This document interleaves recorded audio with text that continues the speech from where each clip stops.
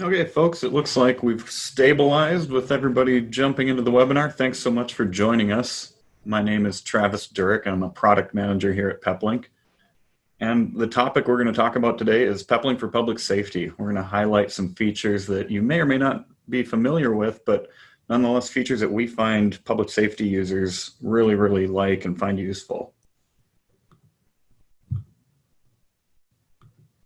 So of course, Peplink's mission is unbreakable connectivity, anytime and anywhere. So I can't think of a user base where that's more relevant than with public safety. They get called to all kinds of unique places and they never know what time they're going to need to be there, but they need reliable connectivity and they need it to work exactly the same every time they go out. And so again, our mission seems very well aligned with the needs of the public safety users. So we're going to show you how users can leverage our unbreakable connectivity and some of the things they can do with that.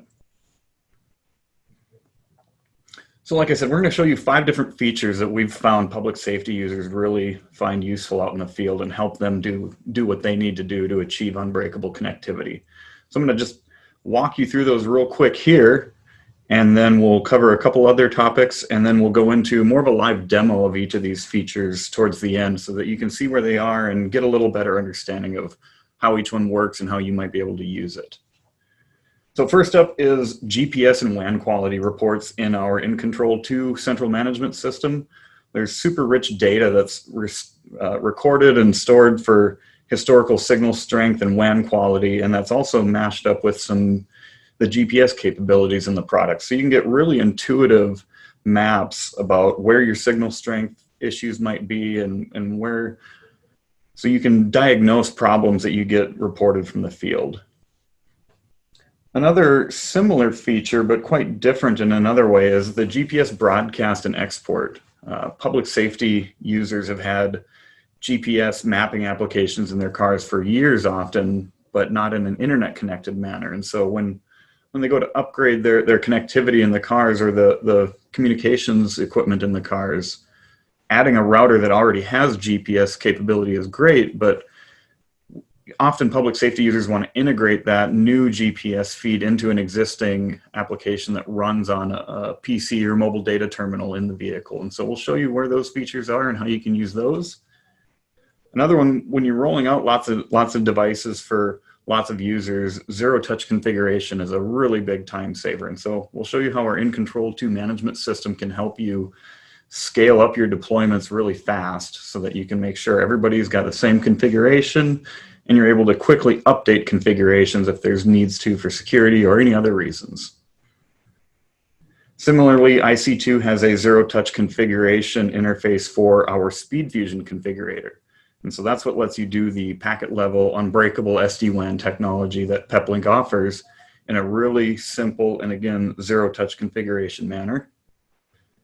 And last but not least is the InControl 2 alerting system. Now this isn't as exciting as some of the other features, but it's super useful and super relevant, especially for public safety. So we'll show you where those alerts are and all the different options that you can alert on inside there. So before we go into the live demo, I'm going to show you our public safety router portfolio so that you can understand some models and products that are going to fit really nicely into different public safety scenarios. So you can see there's a lot of options to pick from, and that's really what we're hoping for here, is that we're going to have a model that's going to fit the needs of almost any scenario your public safety users can throw at you. So at the top, we've got single cellular routers with just one LTE connection in them. In the middle, we've got the 2 cellular modems models with 2 cellular radios inside of each of them. And then at the bottom, we've got 3 and 4 radio models for even higher end applications where lots of connectivity and lots of bandwidth is required. So starting at the top, we've got our 399 Transit Mini. This is an awesome upgrade from a hotspot device.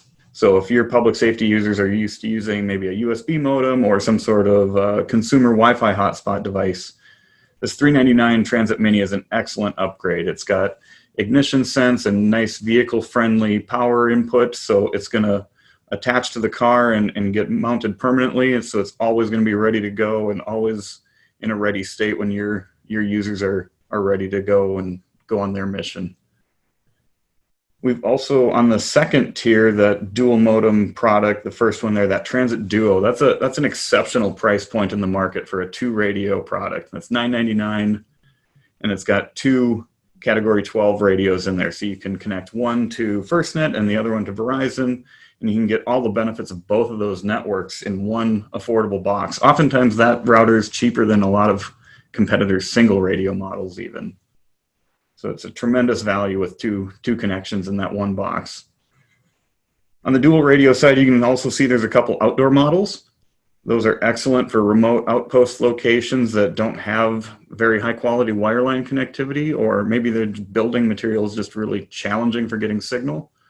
But those could also be used for mobile applications like mobile command or higher value assets that need a little better connectivity than maybe a traditional smaller vehicle. And then again, the last tier there is our multi-modem, the 3 and 4 modem configurations. These are really designed for mobile command centers and other applications that require really high bandwidth or really stable connectivity. So you can see we've got a full stack of different models to fit into different needs and different price points for public safety users. So we feel really strongly that we've got a great lineup to, again, let you fit into whatever project your users might have.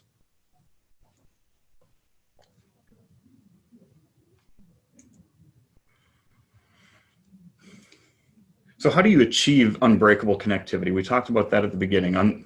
Unbreakable connectivity anytime, anywhere. Well, what does that mean? Our unbreakable connectivity is what we describe as the user's experience when they start using these multiple connections.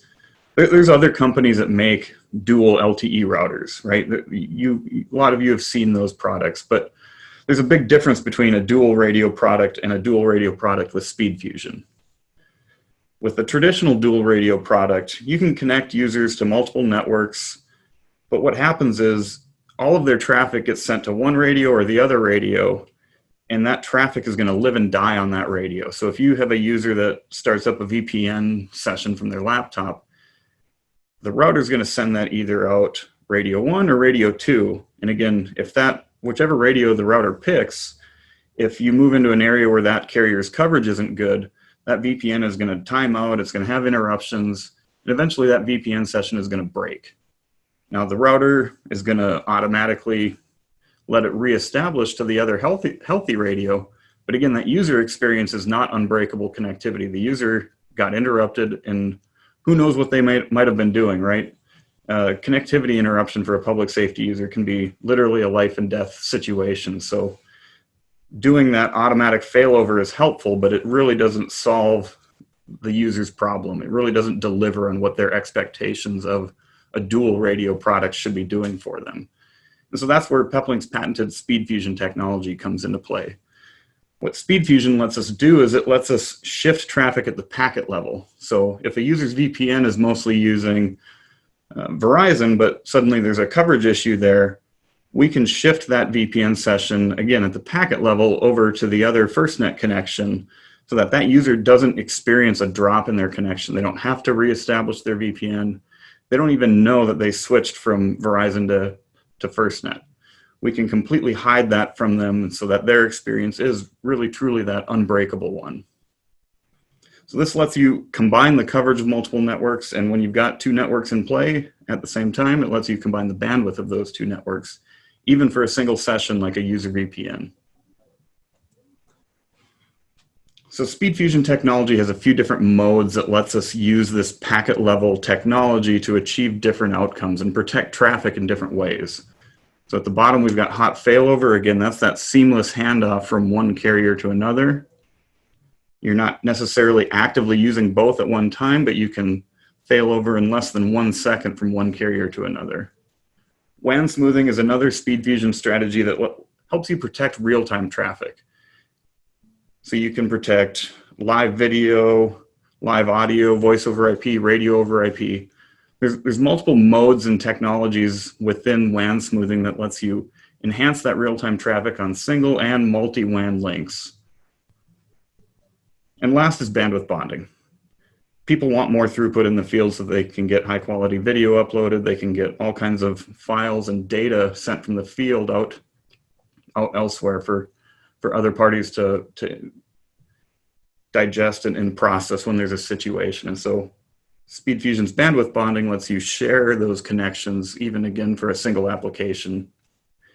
So your user's VPN could, for example, utilize both connections at the same time instead of just failing over from one to the other. So there's lots of flexibility, and you can create application level policies that let you apply these different modes to different types of traffic, so that you're doing WAN smoothing on video, but for like email or file uploads, maybe you're doing bandwidth bonding. So you've got the flexibility to carve out those policies and appropriately protect each type of traffic that your users are doing.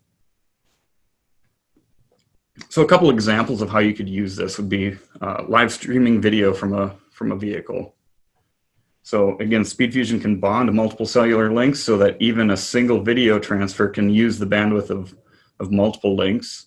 And we've got our WAN smoothing technology that lets you smooth out that video so that you can reduce your average latency, you can reduce packet loss, you can smooth out the jitter across multiple connections so that you can always dynamically use the fastest, most responsive link for that video stream. So oftentimes, right now, DVRs in vehicles are kind of a captive box, right? There's not a lot of live activity or a live viewing being done with those. It's recording whatever's happening in the field, and then when those vehicles drive into their depot or headquarters, then there's either a hard drive swap or some sort of Wi-Fi upload that happens. But again, oftentimes those DVRs in the vehicles aren't really a real-time live tool. But again, with SpeedFusion, you can upgrade that. So you can add that SpeedFusion connectivity so you could actually see live. So you could let a dispatcher watch real time, not waiting for 5G. You can do that on 4G networks today using SpeedFusion.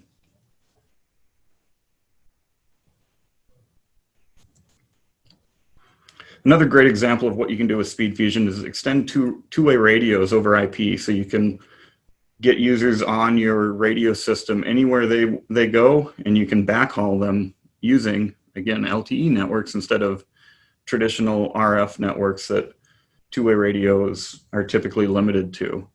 So there's a lot of vendors out there that have kind of IP to two-way radio interfaces, and so you can plug those into a SpeedFusion enabled router so that you can go into all kinds of unique places that your land mobile radio networks might not reach. So I know a couple of years ago we had some users out in the East Coast in the Blue Ridge Mountains that they had just very mountainous terrain, right? And so the two-way radio networks, the LMR networks, just had a hard time covering all the nooks and crannies that the mountains and valleys would create. And so what they did is they utilized an LTE carrier and a satellite carrier to do a hot failover configuration. And then they plugged that into a radio to IP device from their LMR vendor so that they could have smooth, seamless handoff between the terrestrial LTE network and then fall back to that line of sight satellite network.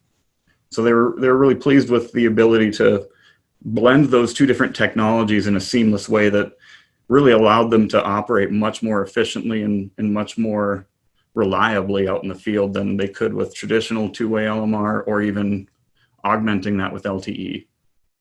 So again, it's that SpeedFusion packet level SD-WAN technology that lets you blend these different networks together in a seamless and productive way.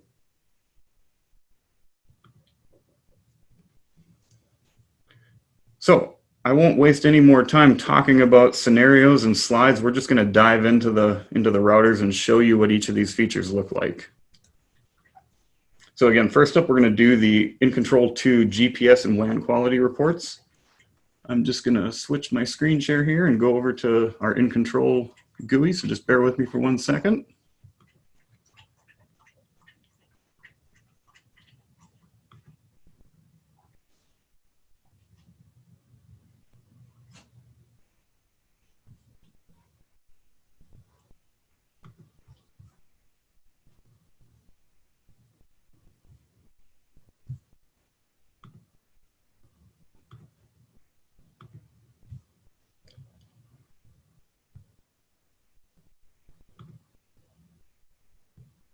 Okay, so we are logged into our InControl group here. And so we've got a lot of devices here.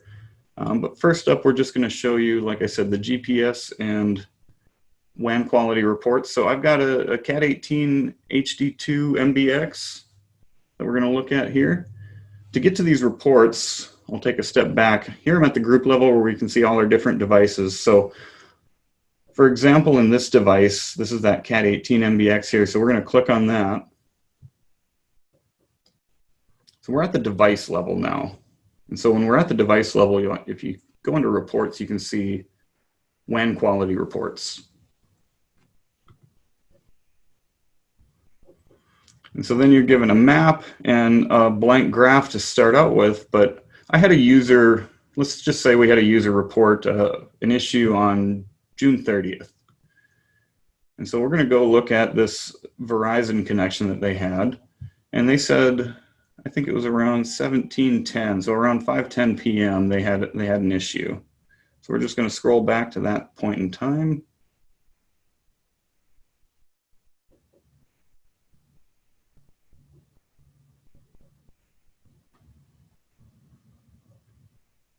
Okay, and so we can see on the top here, we've got a signal graph with lots of different metrics here. We've got all the different signal metrics you would want, RSRP, signal to noise ratio, RSRQ. And then we've also got the latency graphed out there in blue.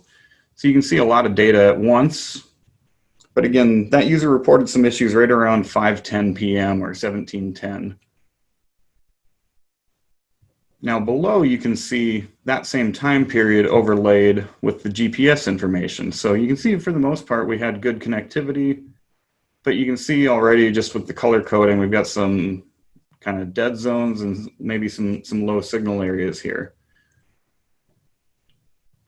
So if we look at the connectivity right before 17:10, you can see things look pretty good. We've got good signal strength. You can see the RSRQ is kind of starting to degrade a little bit. Latency looks pretty good still. Then we start to get some latency spikes. So you can see 300 milliseconds. Now we've got some gaps in the latency, so the latency reports aren't coming back, indicating some packet loss maybe. But then you can see the latency starts to really spike up. So we've got 700 milliseconds.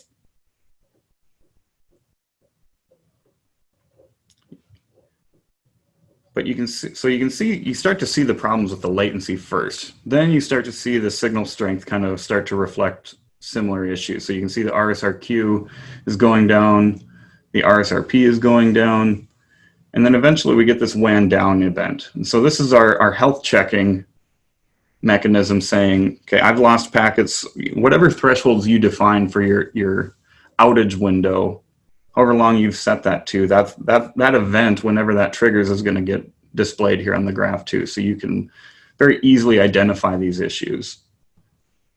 So again, you can see we had kind of some latency start up, and then eventually our health checks failed and we considered it down, but it wasn't a very long outage. It was just a real quick event, and we came back up just a minute or two later. Now this is a multi-radio product, so the user probably didn't actually experience an issue if they were using our SpeedFusion, but again, this is a great tool to just tie back those problem reports and see if this is a coverage issue, or see if there's something else maybe going on that might be impacting it.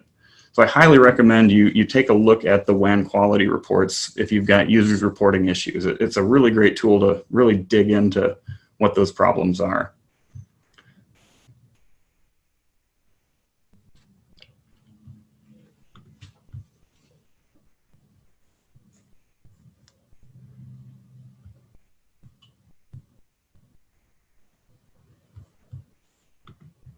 So next up, I'm going to show you just the more basic GPS functionality of our system.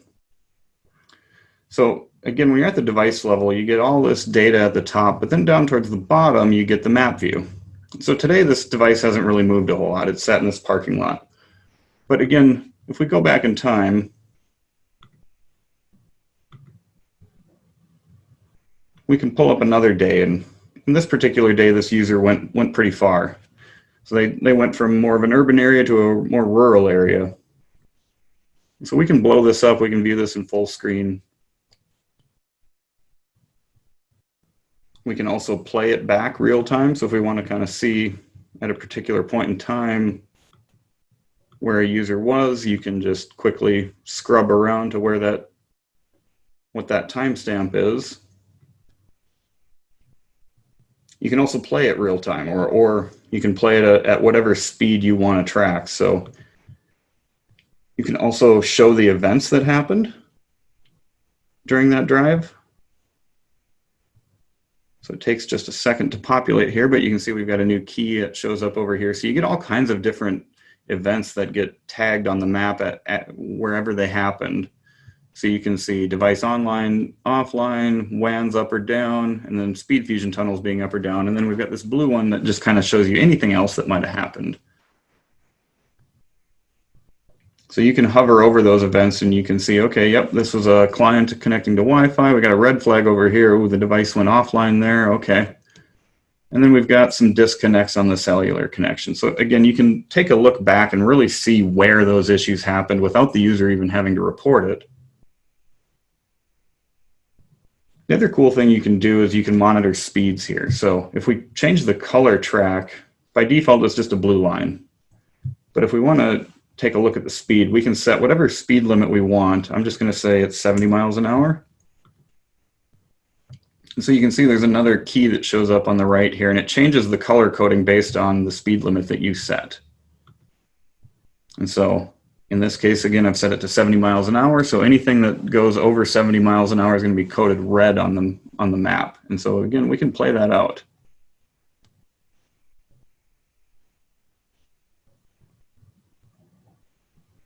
And so here you can see the user got onto an interstate highway and obviously went a little bit faster than 70 miles an hour. I'm making that threshold up as a cap on speed, but I think you understand you can very quickly identify users that are going faster than they should be, or just get a sense of how fast those users are going. So just one more nice feature to use with our GPS functionality. You can also download all of this information into a format that you can use in programs like Google Earth, or maybe some other mapping applications you want to ingest and process this information some other way. So you've just got that handy little button there.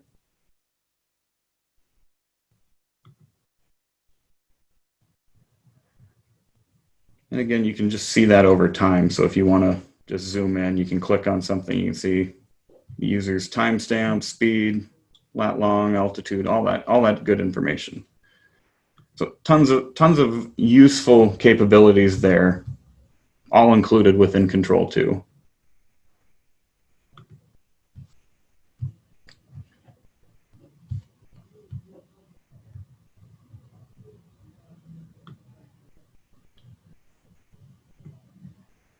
Next up, we're going to talk about the GPS broadcast and export capabilities. So this is something that's at the router level. It's not necessarily part of InControl 2.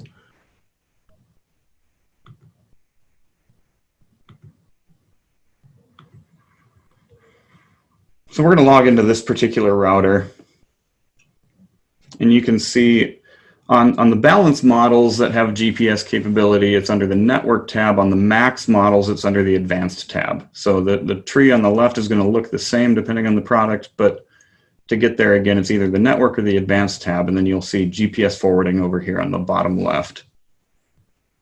And so if you check this box, it gives you a lot more options. So you can punch in different devices, IP addresses, or host names that you want to be able to send this GPS feed over to so that they can listen in and use for their own purposes. So again, CAD applications that run in the vehicles, any sort of mapping, routing applications that agencies are running in their mobile data terminals.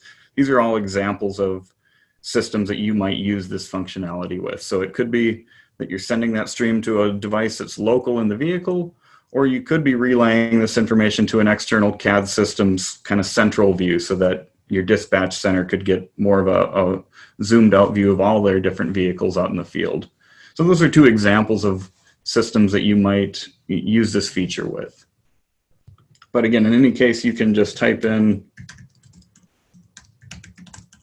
whatever CAD system that might, whatever URL that may be, or whatever IP address that may be. If it's an external system, we're just going to make up a port number. And then you can tell it how often you want to send the GPS stream over to it.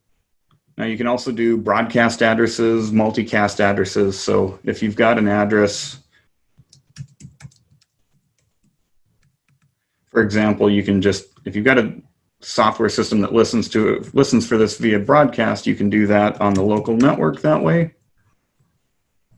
You've got lots of formatting options. So you can use NMEA or TAIP, and with each one comes some respective options. So I am not the most authoritative on all the nuances of these different GPS sentence types, but public safety users will definitely be familiar with these. And there's lots of different little nuances that we've added over the years, specifically to the request of public safety agencies that needed those features and functionality. So definitely don't hesitate if you don't see something in here that you need for your specific application. Let us know. It's often quite easy to keep adding different little capabilities to that. It looks like I wasn't showing my screen when I started that, so I'll show you guys that here again. Here at the top, we've got the different servers that you're sending this information to. It could be unicast if you call out a specific IP or host name, or you could do a broadcast IP. And again, you've got your different report formats to pick from. If we choose TAIP, you'll see that, again, the sentence types change. But again, most people are going to find this very familiar. They're going to know which report format and sentence type their system is looking for or configured to use. So again, very flexible, very easy to integrate with those types of applications.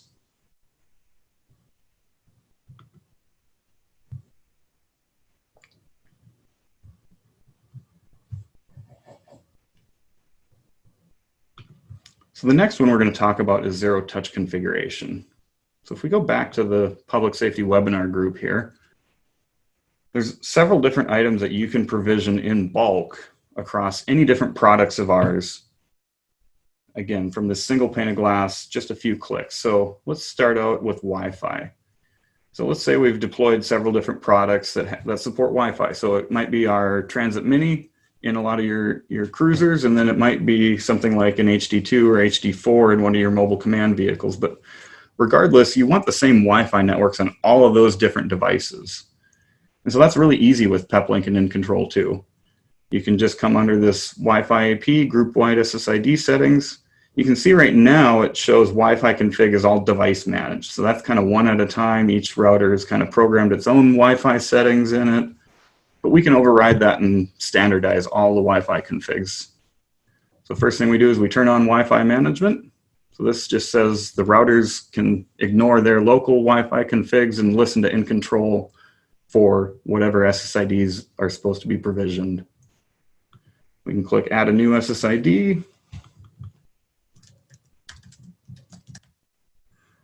We name it, and we can choose which devices or how we provision this now. We've got a lot of flexibility here. So you can just simply say, I want the same network on every one of my devices. That might be the appropriate choice for your scenario. Or you can say, I want it on some devices, and then you can use tags to control which devices are going to actually take that SSID. So different devices might have a different mission or a different role, and so then you can differentiate which devices get which SSIDs. But again, make sure that all of them have that same policy if they're taking that, so that you don't have any room for error when you're configuring your routers. Now you've got all the normal options you would have for encryption and those kinds of things. If you've got external radius, you can use those for more advanced security. You've got the fast roaming capabilities. You've got client isolation if it's more of a guest Wi-Fi or a bring your own device type of scenario. Staging areas, mobile command centers might be good examples where you've got other agencies coming in to assist with an incident, but they don't necessarily need, or shouldn't be giving them your enterprise credentials. But again, you can make a secure private network for them to get on and participate as well with the Unbreakable Connectivity. So obviously there's tons of different options you can set for each SSID. You've also got captive portal options. So again, you've got tons of control to make the SSID configurations match whatever you want on all of your devices, even if it's different models. So we're going to save this one. Maybe I don't need enterprise for this particular demo.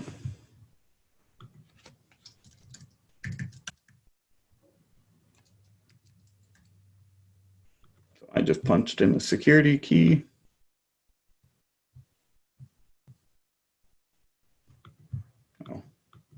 And we're just going to push it to all the devices. So you can see I missed a few settings, but the system showed me what they were, and we got that figured out pretty quick. So if we go back to the dashboard, we'll let this populate, and you can see now the Wi-Fi config is listed as group level, and the Wi-Fi AP is enabled if it's got this icon here. The other thing you can see is last config applied. And so this is telling me that InControl actually applied a configuration and the timestamp of that. So you can see the devices that support Wi-Fi took this config all a few seconds ago. So this is very real time, right? This is a real-time management system. This isn't going to take minutes or hours to roll out. This is pretty much instantaneous. Now you can see this particular unit doesn't have its Wi-Fi AP enabled. It took the config, but the Wi-Fi is not on. There's a switch in the router that you can turn the Wi-Fi on and off. So you can do that two ways. If we open this BR1 up, you can see right here, there's just this little off slider. If I clicked on that, that would turn the Wi-Fi back on. So you can quickly enable or disable the Wi-Fi at an individual level, but you can also do that at the group level in bulk. So if you click edit, we can check as many units as we want.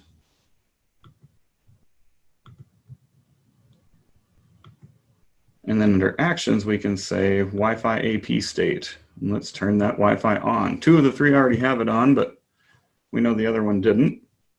And so boom, there we go. Wi-Fi AP is enabled on that router. And again, you can see this device already had it on. It didn't take a config change from this particular event. And same with this one. It was already on, so it didn't take a config. But this unit, you can see very quickly, it did take that. So you get confirmation of these things actually being applied so that you know confidently that whatever change you made is actually making it out to the field and when it did.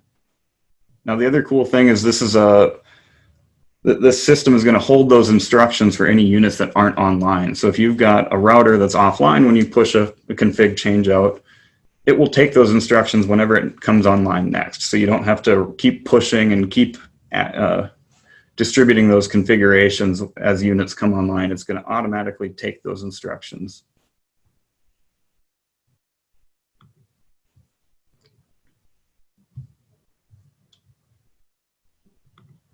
So other ways that zero-touch configuration plays out in InControl 2 is under the network settings here at the group level.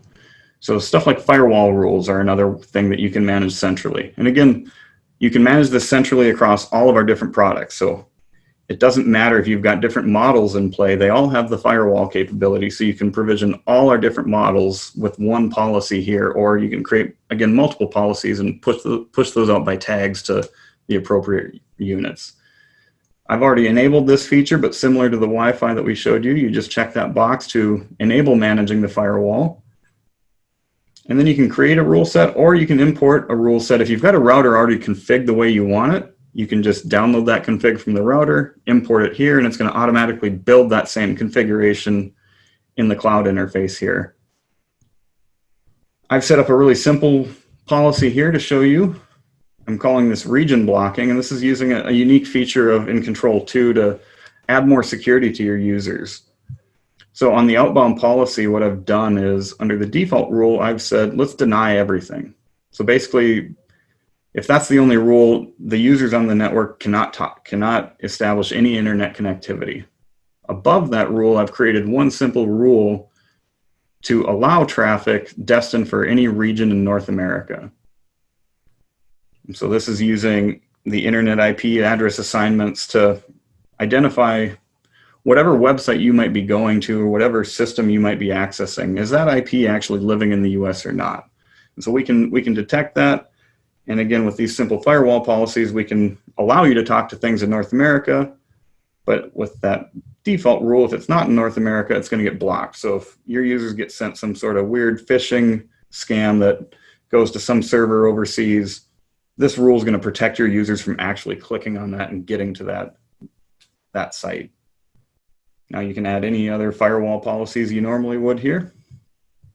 But again, the whole concept is that it's going to automatically push this out to all the devices we've selected. So in this case, I've said all balance and max routers, but we could just use that firewall tag instead if we wanted to just selectively choose which devices we push this policy out to. So you might have different policies for users that are out in the field versus dispatch facilities or offices like that. There might be reasons to have different policies for your devices and your deployment. So you've got tons of flexibility to do that. So you can push out VLANs. Group networks are just kind of helpers for firewall policies. If you got a bunch of IPs that you want to just lump under one name for rules, that's great. Outbound policy. And again, captive portal. So you've got tons of different tools at your disposal to centrally manage and do zero-touch provisioning of all these different capabilities. Of course, you can do firmware and lots of other standard things like that as well in the same bulk manner using tags or group-wide. The last one is our bulk configurator. So instead of managing all these features through InControl, you can take a configuration file from a router that is configured the way you want, and you can template that out to any number of devices. So again, you can upload a configuration file, and then you can choose with tags which devices you want to take that configuration. This particular tool is limited to the same model, so you have to have one config file for each model, but this is a great way to get your devices off the ground. You can do the initial settings with the bulk configuration, so you can get APNs and all kinds of settings like that right. And then you can turn on some of the other more specific tools like the Wi-Fi or the firewall management to build on whatever settings you pushed out in this bulk configurator.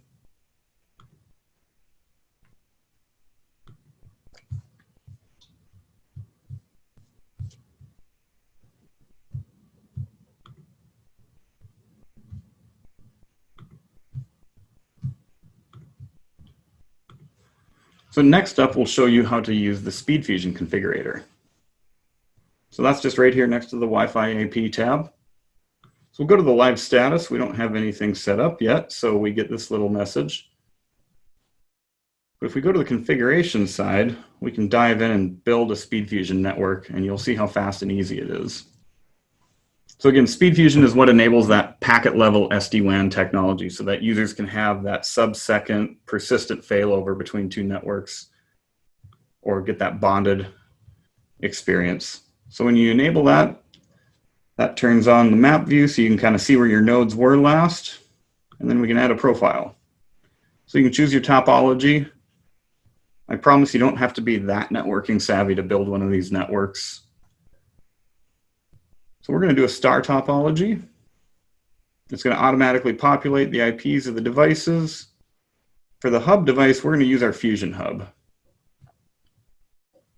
So Fusion Hub is the virtual SpeedFusion appliance that lives in the cloud. So you can host that in a public cloud environment, or public safety agencies can run it in their own private hypervisors. If they've got servers on site or private network configurations, you can run Fusion Hub inside of that, so it can be compatible with private network services from the carriers as well. Again, we let you run Fusion Hub anywhere you want. Pretty much any public cloud is supported, and we support Hyper-V, ESXi, lots of different local hypervisor options as well. But again, we're making this Fusion Hub cloud appliance the center of our network. And then I'm just going to choose the routers that I want to actually connect to that SpeedFusion Fusion Hub. So I've got 3 routers here that I'm going to connect to this.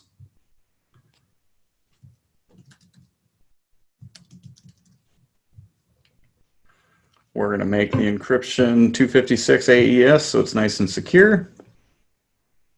We're going to turn on NAT mode because all of our devices have the same LAN side network. And so in a traditional VPN, that would cause conflicts. But if we turn on NAT mode, everybody gets online and gets that bonded experience without conflicting with each other. You've got lots of settings, but by default, you really don't need to do much here. You don't really need to configure all of that. You can just leave it as default to start, and we'll click finish.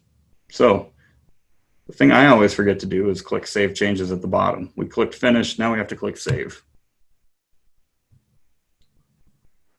So if we go back to the dashboard view again,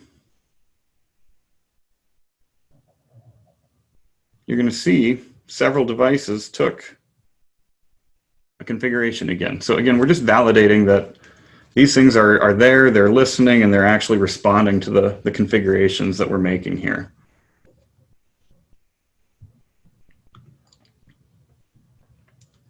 If we log into this router that we just told to build that tunnel, we can actually go look and see that config should be there. The system told us it was, and so it should be trying to establish that connection to the Fusion Hub now.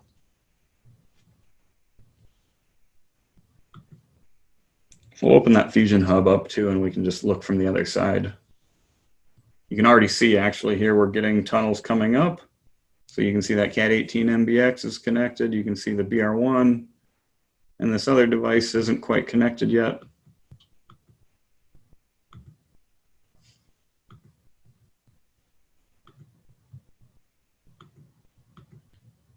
Wrong device, too many tabs. Okay.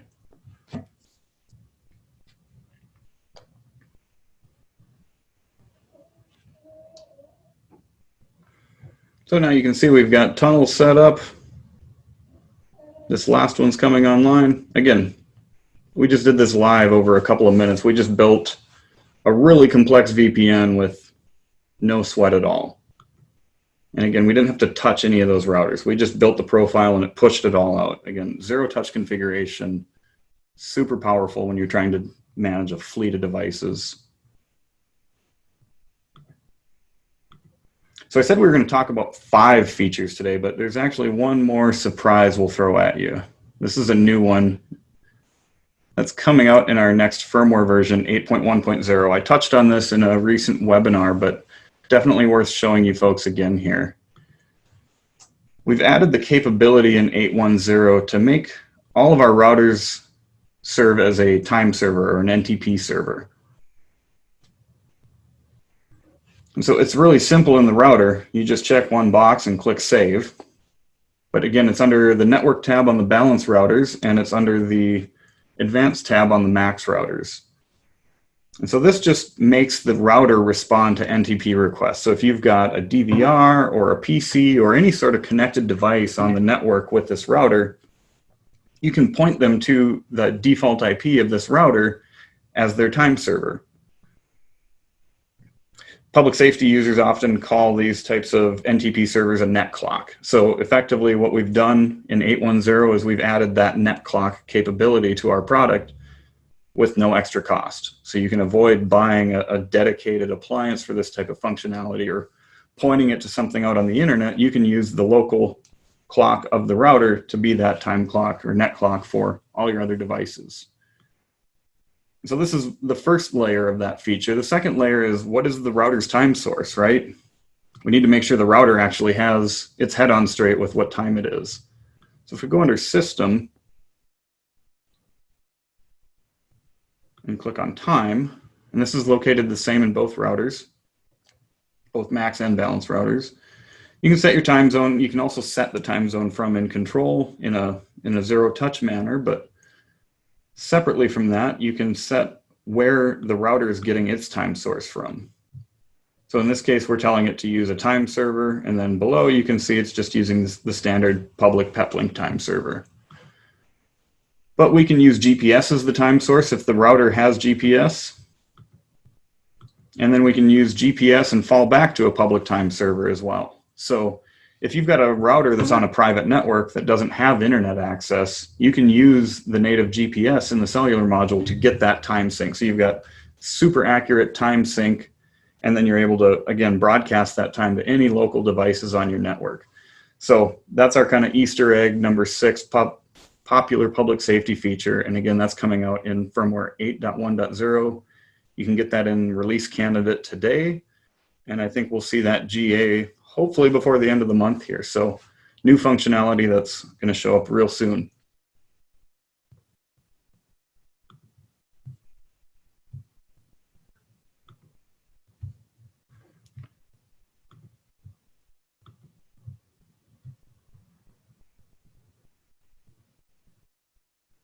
I'm realizing that I skipped over number 5 too, the alerts for InControl. So we're going to take a step back here. I showed you the surprise before I finished number 5. So again, if we go back to the group level, we can go under settings and then notifications. So we've got all kinds of all kinds of events that we can trigger notifications for. And you can see at the top here, there's multiple tabs. So we'll look at that in a second. But again, similarly to the zero touch policies we used, we can choose which devices are going to actually fall under the scope of this rule. So again, we can use tags, or we can do it for all the devices. You can, if you've got more sensitive devices, you can use a tag to monitor them more intensively than you would some other devices that are maybe less important. You can set a silent window if there's a particular maintenance window that you know of that's going to kind of trigger some of these events. But here's the different settings you can actually trap for. So we've got devices going online and offline. You know, if you've got, again, hardwired devices that should never go down, you might want to use a tag for that to identify those and say, hey, if they go offline for more than 2 minutes, let me know right away. By default, you can use your organization and group admins. So you've got a couple canned groups that you can use here, or you can just create a policy for custom email addresses. You can also use, a lot of the carriers have email to SMS capabilities, so you can check with your carrier on that. You can find how to kind of alert your users via SMS this way too. But again, going down the list, we've got high availability transitions you can alert, WANs going up and down, SpeedFusion going up and down, SpeedFusion cloud events. That's our new cloud service that kind of helps you not have to do the infrastructure side of SpeedFusion. There's other webinars we can talk about that capability on. But again, IPsec, bandwidth usage, this is a really nice one. So in the router's config, you can set the individual thresholds for SIM cards and things like that. So you can get alerted if there's overages about to happen. If you've got devices that you know shouldn't ever get unplugged from the LAN. AirProbe is our Wi-Fi monitoring feature. That's a separate product. Some other useful ones, configuration changes being applied. If you've got users out there making changes without your knowledge, that can be a big problem. So you can get alerted anytime a config is changed on any router out in the field so that your administrators know what's going on. SIM cards switching over, SIM cards being removed, lots of little detailed reports that you can get. But again, especially in public safety, really important information. If somebody took your FirstNet SIM out of your router, you're definitely going to want to know that. And so you can get a notice if somebody pops a SIM card out. Now there's lots of nice integration here too. You can use this notification URL. So if you're, again, on a private network where email might not be available, you can use a JSON format web push to actually send these alerts to another system to listen for that, so that you can alert people in more unique scenarios or do more integration with other systems to hook into this. And again, you can do multiple tabs for these different notifications so that you can create custom policies for each scenario that you're trying to monitor for, and make sure that you're alerting the right people in each scenario. So really powerful alerting functionality, all built in and included within InControl 2.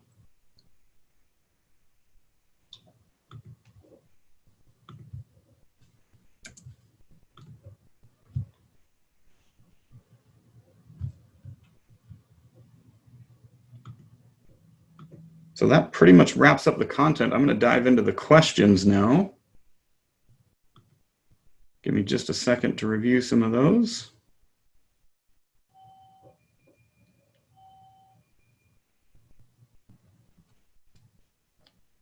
So I see the first question about talking about more about LMR interfaces with the Peplink products, how would the user, when the user presses the push to talk button on the LMR radio, how does the Peplink intercept that and extend the transmission back to the LMR network? So what I'm referring to there is a lot of LMR vendors have IP integration, either adapter boxes or software applications that they're native applications that the vendor is has already developed to interface the LMR networks to an IP network. And so what we're doing is we're not enabling that IP capability on the LMR system, but we're protecting it and enhancing it so that it gives them that unbreakable and really clear, smooth voice quality experience. So you would plug either an LMR to Ethernet type of appliance from your vendor into our Peplink router, and then create a SpeedFusion tunnel back to wherever your LMR core server might be, so that you can protect and do the packet level SD-WAN SpeedFusion magic with that voice traffic. So it's an integration that requires some sort of IP capability from your LMR vendor. It's not automatically out of the box going to convert LMR to an IP network. It's just going to protect that IP network for the LMR devices.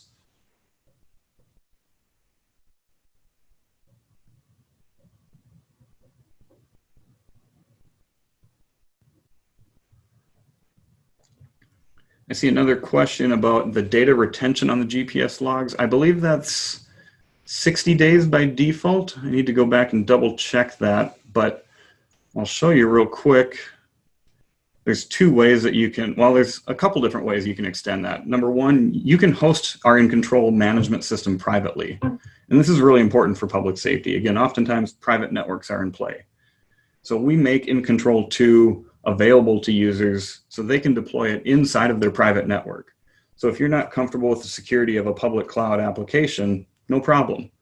You can get a private version of InControl 2, run it in your own private network, and it's going to completely live in your environment and run on that network, so that you don't have to have your devices talking through the internet, talking to a remote system that you might not be in control of. So we make that option available to our customers so that they can deploy in whatever way they're comfortable with and their security policies require that. And that's a very unique capability. Other LTE router manufacturers don't have that capability to make their management system completely privatized like that. So you can go into a zero internet environment. Even for license key activation, the system doesn't need to talk to the internet. So we can go completely dark with our management system. And again, that's a super powerful capability for public safety, but specific to GPS, it allows you to retain that GPS data longer than what the system default might be on the public version. Now, if you are on the public version, that's fine too. There's lots of ways that you can grab that data before it expires so that you can log that or store that. So we showed that streaming method, so you can stream that to an extra server or a third-party server so that it's going to record that. But you can also use CSV exports, either from the web interface of InControl. Again, if we go under the WAN quality reports,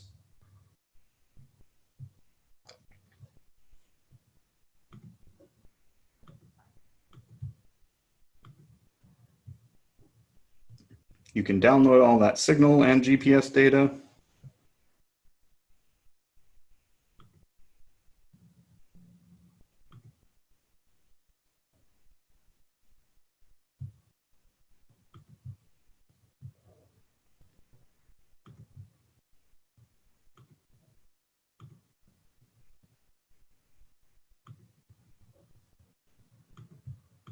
Sorry, I'll show you that again. I don't think I had the right screen on there.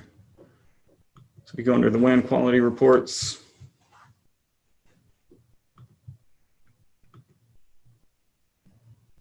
You can download the signal and GPS data together with that button. Or again, at the device level view, you can download your GPX data there. The other option is the InControl 2 API. So I'm not going to go into much detail on this, but the InControl 2 API exposes all of this GPS data in a way that you can programmatically go in and download. So if we look at the InControl 2 API, I'll just really briefly show you where that is. Just going to say I agree.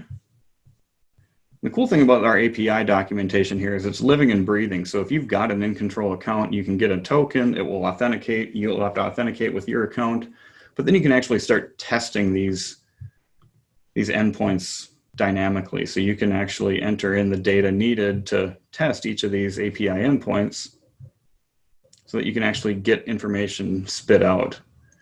But again, specific to GPS, you can get all that GPS information there. There's several different endpoints to either set a location or export that location, or just get the current location for all your devices. So you've got lots of integration capabilities within InControl too. Again, public safety has lots of systems, so making them all talk together so that they're not jumping screens all the time is really valuable. So there's lots of different ways to ingest that GPS data and kind of extend that retention time window.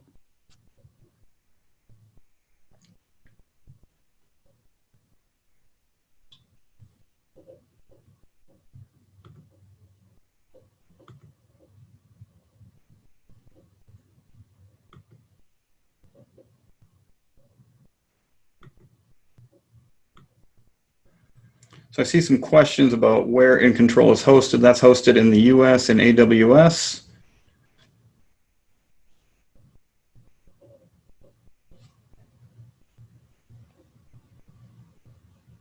I'm not seeing too many. Oh, I see one other. What protocol does InControl use to push the configuration? That is called CapWAP. It's a HTTPS-like protocol that's designed to program access points. So it's an industry standard protocol that we're using to achieve that real-time push experience, but in an outbound only manner. So InControl 2 is very NAT friendly, very friendly to outbound only types of SIM cards or internet connections. But again, CapWAP is the protocol that we're using to actually do that push. Okay, I don't see any other questions for today, and we have 1 minute to spare, so thank you so much for joining us, and feel free to fire any questions to myself or your account managers if you've got follow-ups. Thanks again, folks.